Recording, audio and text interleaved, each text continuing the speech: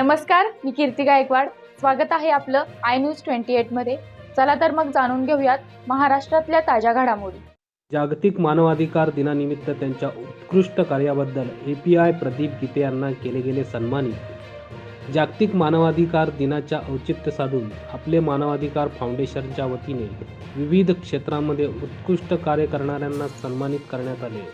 Police क्षेत्रामध्ये पालघर जिल्ह्यातील विरार, विक्रमगड, शहापूर, कुडूस, मोखाडा तसेच सिंधुदुर्ग, रत्नागिरी, त्र्यंबकेश्वर अशा विविध ठिकाणी आपला कर्तव्य दक्षपणा दाखवून जनतेशी जवळता अजून जनहितार्थ समाज उपयोगी कार्य तसेच उत्तम पोलीस प्रशासन नियोजन उत्तमरित्या पार पडले असून या कार्याची दखल घेऊन त्यांना 2024च्या मानवाधिकार पुरस्काराने सन्मानित करण्यात आले आहे।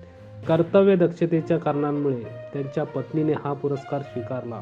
त्यांच्यावर पंचक्रोशी तसेच पोलीस प्रशासनाकडून कौतुकाचा वर्षाव होत आहे।